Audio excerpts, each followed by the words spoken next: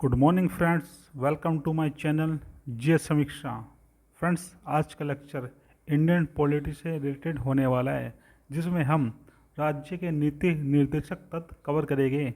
जो भी student UPPCS prelims 2024 दे रहा है, उन सभी के लिए यह टॉपिक अत्यधिक महत्वपूर्ण सिद्ध होगा। चलिए शुरू करते हैं। तो दोस्तों, सबसे पहले ये समझने की कोशिश करते हैं कि राज्य के नीति निर्देशक तत्व, जिनको शॉर्ट में कहते हैं डीपीएसपी, इनका जिक्र भारतीय संविधान के किस आर्टिकल में किया गया है। तो दोस्तों, इनका जिक्र भारत के संविधान के आर्टिकल 36 से लेके आर्टिकल 51 तक है, जो हमारे संविधान के पार्ट 4 में है। दोस्तों, अब ये जानने की कोशिश करते हैं कि राज्य के नीति निर्देशक तत्व क्या होते हैं। तो हम यहाँ पे ये कह सकते हैं कि राज्य का नैतिक सूत्र है, जिसके आधार पर हम कह सकते हैं कि राज्य को किस प्रकार से चलाया जाना है। जिस प्रकार से राज्य को चलाया जाता है, जो भी उसके आदर्श होते हैं, जो भी उसके नैतिक सूत्र होते हैं, उन सबको कहते हैं हम राज्य के नीति निर्देशक तत्व।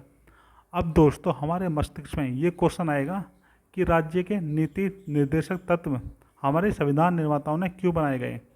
तो दोस्तों, जब हमारा संविधान बन रहा था तो उसमें क्या हुआ, मौलिक अधिकार बनाए गए, जिसको कहते हैं फंडामेंटल राइट्स।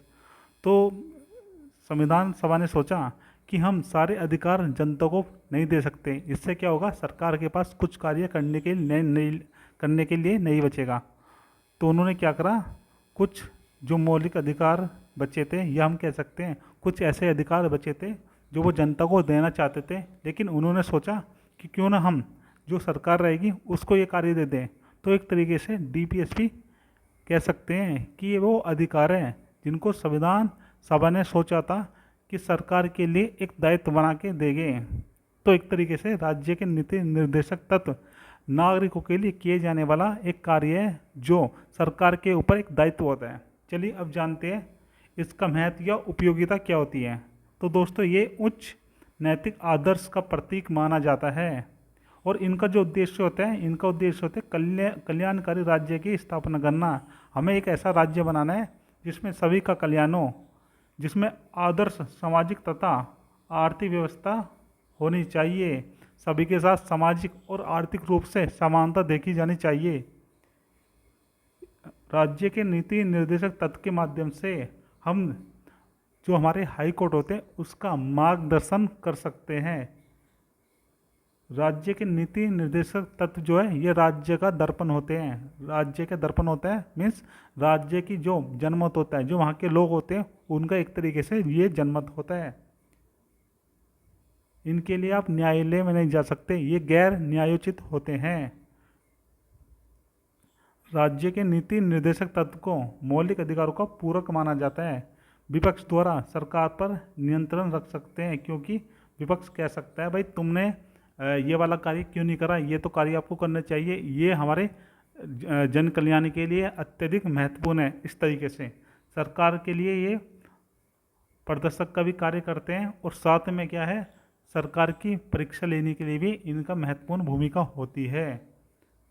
दोस्तों, हम राज्य के नीति निर्देशक तत्व को एक तरीके से हम क्या है, इनको प्रदर्शक भी कह सकते हैं, क्योंकि ये क्या करते हैं, ये आपको बताते हैं कि क्या कार्य करना है। एक तरीके से ये दार्शनिक होते हैं, ये आपको बताते हैं कि अगर आप पे ये कार्य नहीं हो रहा तो आप इस तरीके से कर सकते हो, और आपके मित्र के रूप में भी कार्य करते हैं, आपकी सहायता भी करते हैं।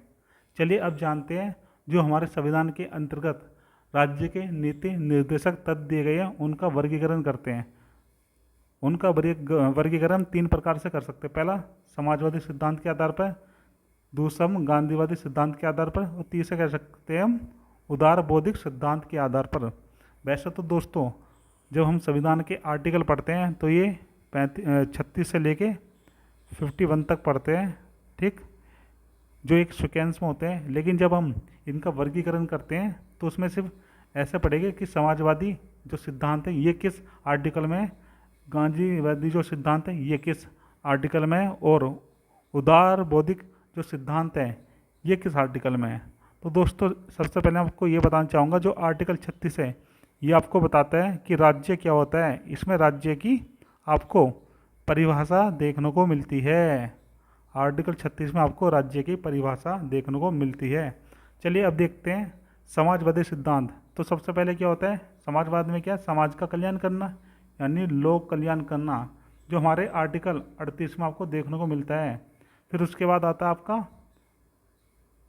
पोषण स्तर को उठाना, यह है आर्टिकल 47। आर्टिकल 47 में बताया गया है कि जो भी व्यक्ति गरीब है या जिनके पास भोजन नहीं है तो हमें इस तरीके की नीति बनानी है कि उनको भी भोजन मिल जाए और उनका जो पोषण स्तर है वो भी अच्छा हो जाए।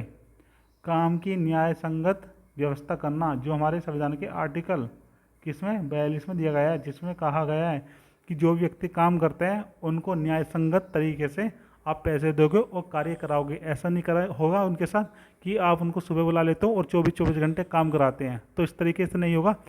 जो भी होगा कारखाना अधिनियम के तहत कार्य कराओगे। कामगारों को निर्भय मजदूरी देना, जो आर्टिकल 43 में दिया गया है, इसमें कहा गया है कि आप जब काम कराते हो तो जो उनकी मजदूरी बनती है आप वो मजदूरी दोगे। और सरकार ने क्या करा है, सरकार ने एक आधार प्राइस बना दिया है, आधार मूल्य बना दिया है कि इसके नीचे आप जो काम कर रहे हैं, जो मजदूर हैं, उनको पैसा नहीं दोगे, जो उनकी मजदूरी बनती है इससे तो ज़्यादा ही दोगे। तो इस तरीके से सरकार ने ये भी करा है। और जिसके लिए सरकार ने क्या है, अगर आपके पास काम नहीं है तो मनरेगा के तहत आपको 100 दिन तक कार्य मिलेगा और ये गारंटी है, 100 दिन तक काम मिलने की गारंटी है। ये मनरेगा के तहत किया गया है। अब बात करते हैं गांधीवादी सिद्धांत। सबसे पहले बात करते हैं जब गांधीवाद की होती है तो गांधी जी क्या है, गांधी जी जो चाहते थे, एक मिनट रुकिए थोड़ा इसको साफ कर देता हूँ। तो गांधीवादी जो सिद्धांत है इसमें सबसे पहले आता है पंचायती राज।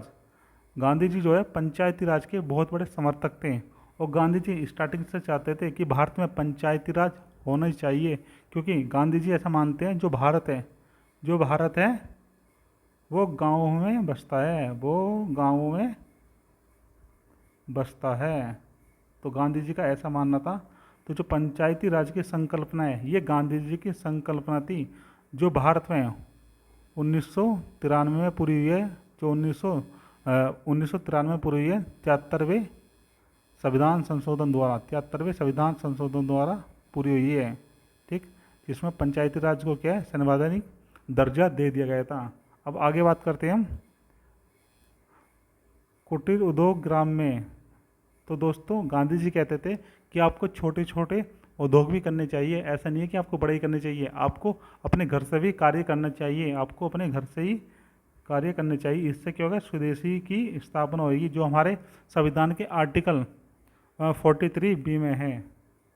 SC/ST का उद्धार होना चाहिए। गांधी जी ST/SC के भी समर्थक थे और वो चाहते थे कि इन वर्ग का, जो पिछड़ा वर्ग है जिसको अछूत कहा जाता है, इनका भी हमारे देश में योगदान होना चाहिए और इनके साथ भी क्या अच्छा व्यवहार होना चाहिए, जिसके लिए हमारे संविधान में आर्टिकल 46 है।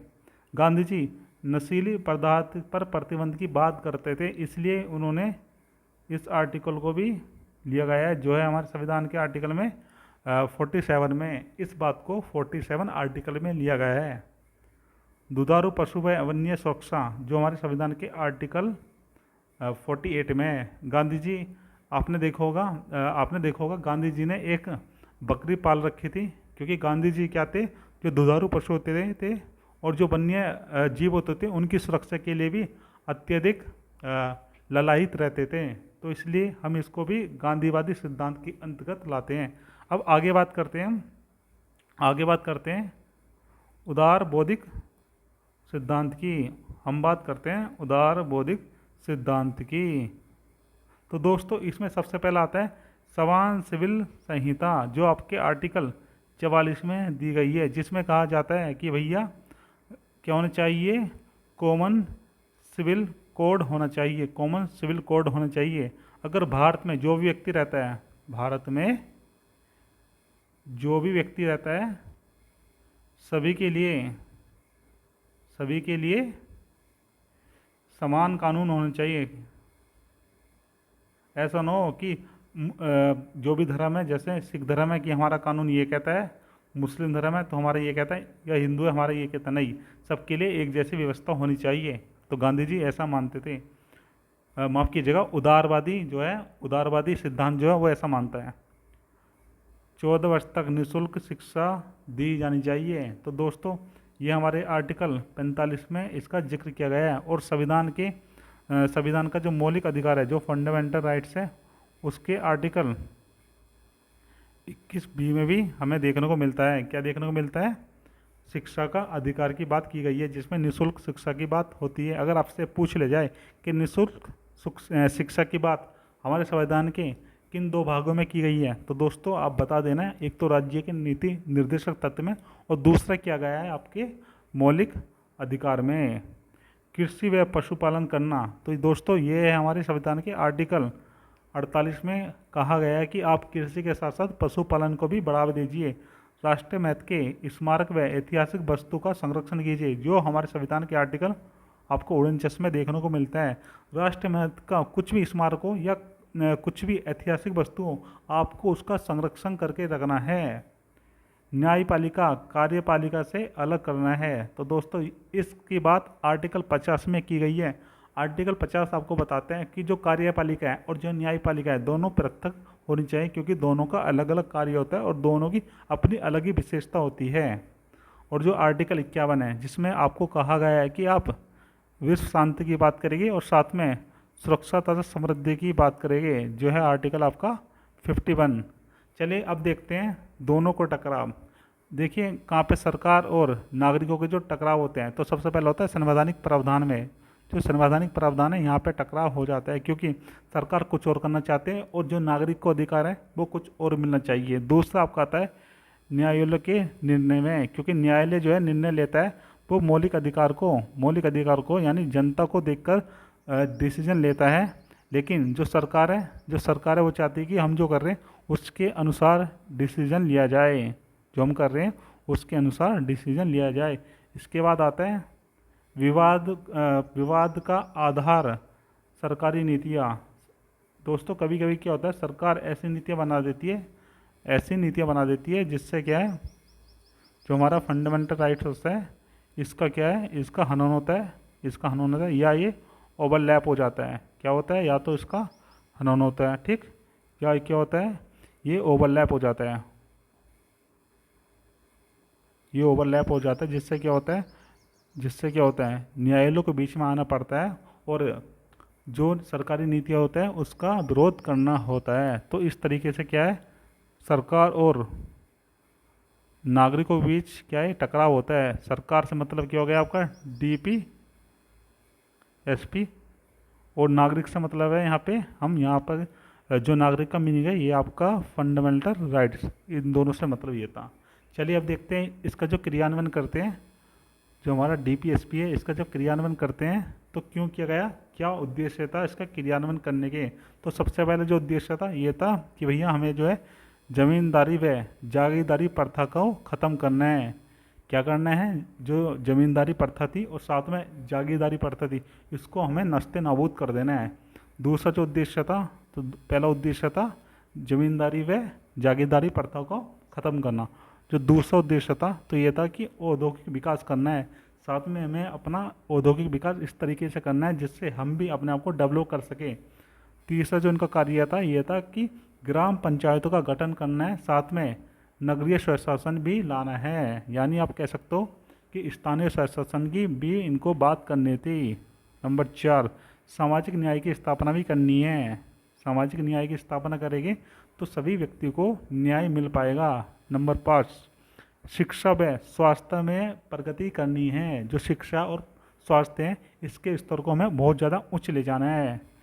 और जो इसका छठा कारण था तो दोस्तों ये था कि सामुदायिक विकास योजनाएं हमें प्रारंभ करनी है जिससे सभी का विकास हो सके। जो सातवां इसका जो क्रियान्वयन का उद्देश्य था तो दोस्तों ये था कि पंचवर्षीय योजनाएं को भी हम अच्छे से क्रियान्वित कर सकें। आठवां जो उद्देश्य था इसका ये था कि न्याय प्रणाली में सुधार किया जा सके। न्याय इतना आसान हो, इतना सरल हो कि देश के सबसे छोटे व्यक्ति तक पहुंच जाए। पिछड़े वर्गों का कल्याण हो सके, विश्व शांति एवं सहयोग को प्रोत्साहन मिले। क्या हो दोस्तों, विश्व शांति एवं सहयोग को भी प्रोत्साहन मिलना चाहिए। अब देखते हैं कि जो हमारे फंडामेंटल राइट्स हैं इसकी आलोचनाएं जो है वो क्यों करते हैं और किस आधार पर इनकी आलोचना की जाती है।